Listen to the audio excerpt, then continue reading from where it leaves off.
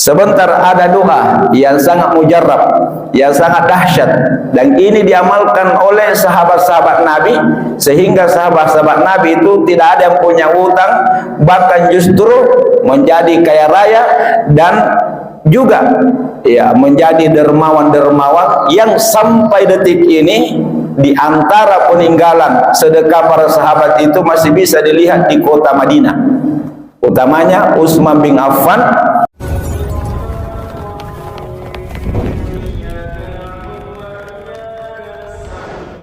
Karena banyak kebutuhan dan banyak keinginan sehingga seseorang kadang-kadang ya mengutang tanpa memikirkan ya dampaknya, padahal mungkin kondisinya pada saat itu belum dalam kondisi darurat.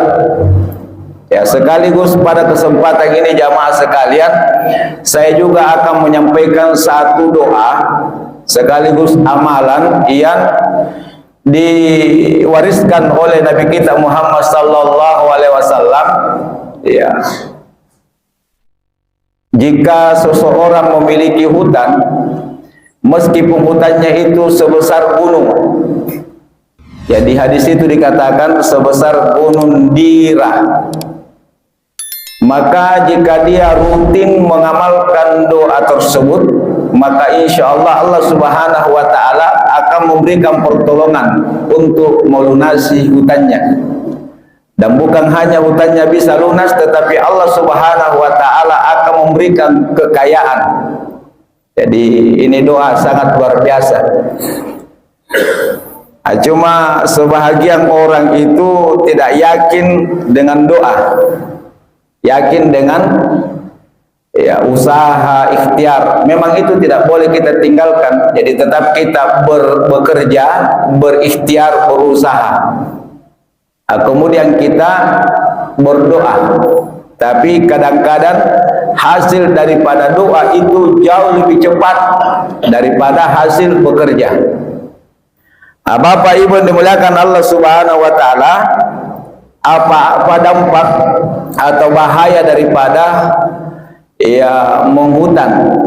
Yang pertama, Allah Subhanahu wa Ta'ala akan membantu seseorang yang berhutang jika orang yang berhutang itu punya niat untuk membayar hutangnya.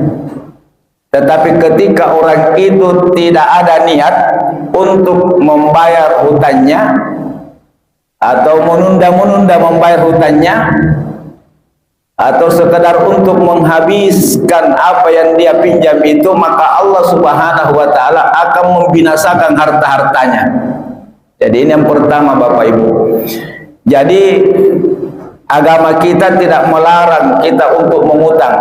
Yang dilarang itu ya termasuk perbuatan zalim ketika kita sudah mampu untuk melunasi hutang tersebut, tetapi kita tunda-tunda. Nah, ini bisa menimbulkan kemurkaan, kemarahan dari Allah Subhanahu wa Ta'ala, sehingga yang ada itu pun akan binasa, akan habis. Ini berdasarkan hadis Nabi sallallahu alaihi wasallam yang diriwayatkan oleh Ibnu Majah. Man ahasa amwalan nasi, ya siapa yang mengambil atau meminjam harta seseorang, yuridu adaaha, dan dia berniat untuk melunasinya. Kalau dia meminjam, dia berniat untuk melunasinya. Jadi ada waktu yang harus disepakati, misalnya sebentar, atau besok, atau minggu depan, atau tanggal 1 bulan depan, atau Januari tahun depan. Jadi maka adahallahu anhu, maka Allah Subhanahu wa Ta'ala akan membantu orang tersebut untuk melunasi hutangnya.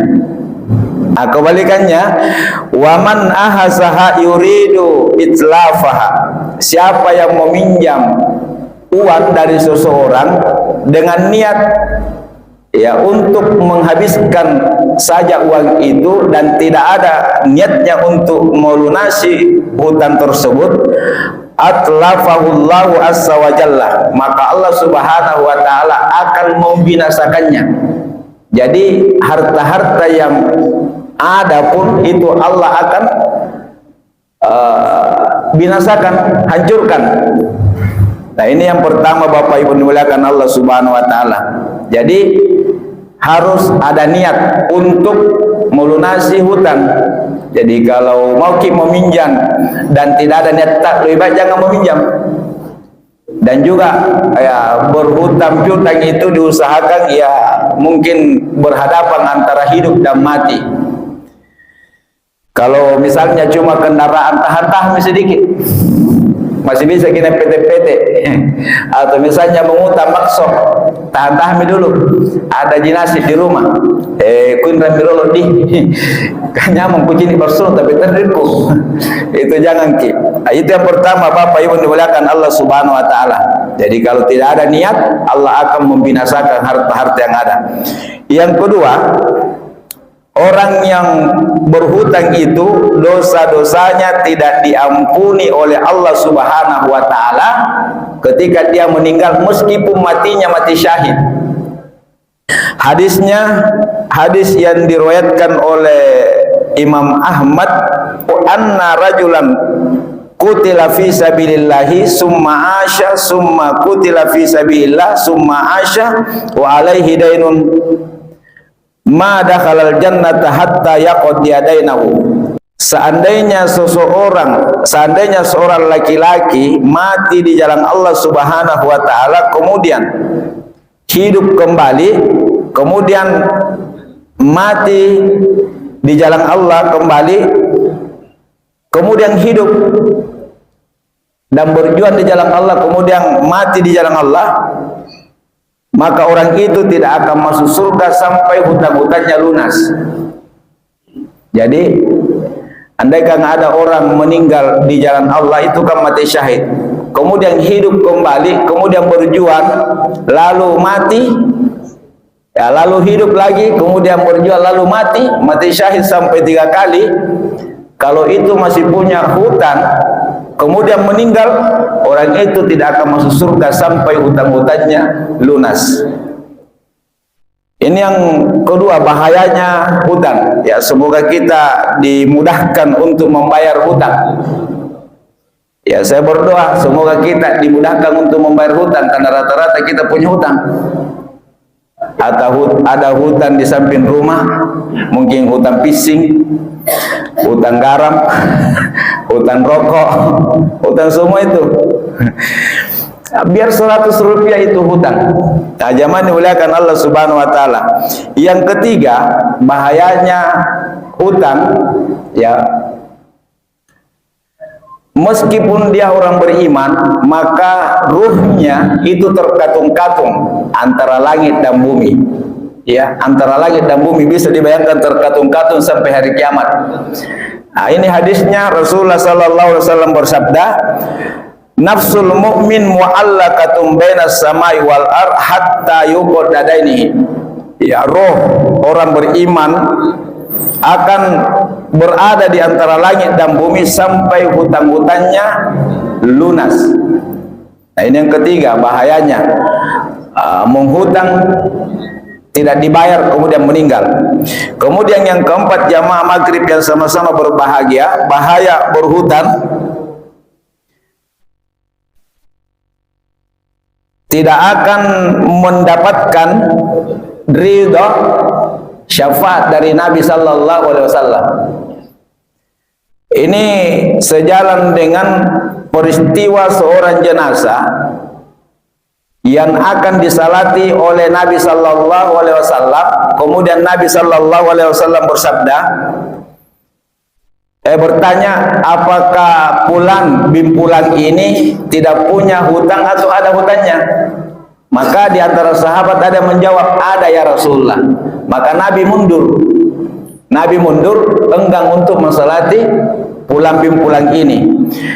Tapi kemudian Ali bin Abi Thalib berkata, saya yang tanggung, artinya saya yang akan lunasi hutang Fulan bin Fulan ini. Kemudian Nabi maju untuk mensalatinya. Artinya apa? orang yang meninggal kemudian punya hutan di belakang dan tidak ada yang menjaminnya Bapak Ibu, itu tidak akan mendapatkan syafaat dari Nabi Sallallahu Alaihi Wasallam. Nah, makanya hutang-hutang itu harus dicatat, dan disampaikan kepada keluarga kita, jangan disembunyi. Tak bangga selalu punah mati king koyo ni tonan he sebilangan rupiah pising. Itu yang keempat, jamaah maghrib yang dimuliakan Allah Subhanahu wa taala. Kemudian yang kelima, ini yang paling parah juga, yang kelima. Jadi yang kelima ini, orang yang meninggal dan punya hutang, maka kebaikan-kebaikannya nanti di hari kemudian digunakan untuk membayar hutang itu. Karena di hari kemudian tidak berlaku lagi ya jual beli, tidak berlaku lagi dolar, tidak berlaku lagi rupiah, tidak berlaku lagi dinar, tidak berlaku lagi dirham untuk membayar hutang. Tetapi yang berlaku adalah membayar hutang kita kepada orang yang kita tempati mengutang itu dengan kebaikan. Dan ketika kebaikan kita habis dipakai membayar hutang itu, tapi hutang kita masih ada, maka keburukannya orang itu, dosanya orang itu dipindahkan ke kita. Na'udzubillahi min zalik. Makanya Bapak Ibu dimuliakan Allah Subhanahu wa taala, sebentar ada doa yang sangat mujarrab, yang sangat dahsyat, dan ini diamalkan oleh sahabat-sahabat Nabi, sehingga sahabat-sahabat Nabi itu tidak ada yang punya hutang, bahkan justru menjadi kaya raya dan juga ya menjadi dermawan-dermawan yang sampai detik ini di antara peninggalan sedekah para sahabat itu masih bisa dilihat di kota Madinah. Utamanya Utsman bin Affan itu masih punya wakaf yang dikelola di kota Madinah sampai detik ini, dan umurnya sudah 1400 tahun yang lalu dalam bentuk hotel. Jamaah maghrib yang dimuliakan Allah Subhanahu wa taala. Kemudian yang keenam, orang yang punya hutang selanjutnya itu akan ditahan masuk surga meskipun semasa hidupnya mempunyai banyak amalan. Ditahan, tidak boleh masuk surga. Jadi surga itu yang boleh masuk orang yang tidak punya hutang, jamaah sekalian yang dimuliakan Allah. Ini ada hadis yang artinya, hadis dari Imam At-Tirmizi, barang siapa yang meninggal dunia dalam keadaan ya terbebas dari 3 hal. Ya, misalnya ada orang meninggal kemudian terbebas dari 3 hal. Yang pertama, tidak sombong. Yang kedua, tidak hianat. Dan yang ketiga, terbebas dari hutang. Niscaya orang ini akan masuk surga. Kalau punya hutang, neraka. Punya rasa sombong, neraka. Hianat juga, neraka. Na'udzubillahi min zalik. Ini dampaknya, bahayanya ketika kita menunda-nunda bayar hutang pada saat kita mampu. Yang kedua, ketika kita meninggal dan meninggalkan hutang di belakang. Kemudian Bapak Ibu dimuliakan Allah Subhanahu wa taala, itu tadi Bapak Ibu bahayanya punya utang, tapi itu susah dihindari di zaman sekarang ini. Kaitannya dengan doa ya, lunas hutang, meskipun hutang itu ya kalau banyaknya sebesar gunung ya, maka insya Allah dengan pertolongan Allah Subhanahu wa taala Allah akan melunasi. Yang mana itu Bapak Ibu dimuliakan Allah, ya, di dalam kitab ini Al-Azkar di halaman 127 ya, suatu hari Ali bin Abi Thalib didatangi oleh seorang budak mukatibah ya, yang ingin memerdekakan dirinya tetapi tidak punya uang. Maka dia minta tolong kepada Ali bin Abi Thalib bagaimana caranya supaya dia bisa membeli dirinya, supaya dia bisa bebas menjadi hamba yang merdeka. Maka Ali bin Abi Thalib mengatakan, qala ala uallimuka kalimatin allamanihinna Rasulullah sallallahu alaihi wasallam law kana alaika mislu jabalin dainan addahullahu anka. Maukah aku ajarkan kepada kamu kalimat-kalimat yang telah diajarkan oleh Rasulullah sallallahu alaihi wasallam kepada kita semua, sekiranya engkau yang memiliki hutang meskipun sebesar gunung, ya dalam bentuk emas, ya kalau berapa kilo kira-kira itu kalau gunung emas, ya artinya sebesar itu pengutangmu, gunung dalam bentuk emas, maka adahullahu angka, Allah subhanahu wa ta'ala akan menolong engkau untuk melunasi hutangmu itu. Maka sahabat ini, maka budak ini menjawab, bala, iya. Maka beliau berkata, ucapkan, doa ini biasa saya sampaikan kurasa, Allahumma kfini bihalalika an haramika wa aknini bifallika amman siwak. Allahumma kfini bihalalika, ya Allah, cukupilah aku dengan rezeki-rezekimu yang halal sehingga aku tidak melakukan yang haram.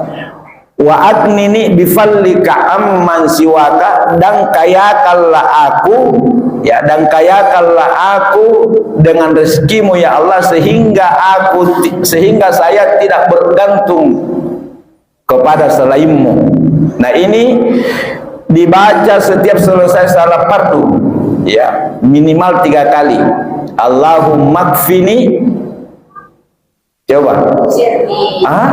nggak ada yang hafal kini, berarti saya yang punya utang ini karena saya baca setiap selesai salat. Karena saya punya hutang, Bapak masih ada hutangku, maka saya amal kayak gini setiap selesai salat. Tapi bukan hanya ini, saya biasa awali dulu, ya Hanan, ya Manan, ya Fattah, ya Rasak, ya Ganiu, ya Mukni 11 kali, baru saya baca 3 kali. Ya, dengan harapan semua hutang-hutangku lunas sebelum meninggal. Dan bukan hanya lunas, tetapi saya juga bisa bersedekah, membantu orang-orang. Dan itu akan terjadi sama kita kalau betul-betul kita ikhlas, ya, mengharapkan kepada Allah Subhanahu wa taala bantuan. Ya, kedua, jangan coba-coba ini doa. Aku coba-coba, aku coba-coba lulus. Tidak boleh coba-coba, harus yakin Allah itu tidak akan menerima doa kalau cuma sistem coba-coba. Harus yakin bahwa Allah kabulkan. Ini kalau dibaca setiap selesai salat fardu 3 kali. Allahumma kfini bihalalika an haramika wa aghnini bifallika amman siwak. Kalau menurut Aba Guru sekumpul, itu khusus di malam Jumat dibaca 70 kali. Nah, malam Jumat atau hari Jumat, kalau beliau itu menggaransi, mungkin karena memang ya seorang wali, ya Guru Aba sekumpul, itu cuma 2 minggu. Cuma 2 minggu diamalkan dengan rutin, maka bukan hanya hutang-hutang kita akan diberikan jalan keluar oleh Allah untuk melunasinya, tetapi Allah akan memberikan kekayaan. Dan beliau kan sudah ijazahkan kepada ya santri-santrinya, Allahumma kfini bihalalika an haramika wa aghnini bifallika amman siwaka. Nanti sebentar saya tulis, insya Allah kalau dapat tuku baru saya share di grup. Cuma tidak semua jamaah masuk di grupnya Bagus Ada.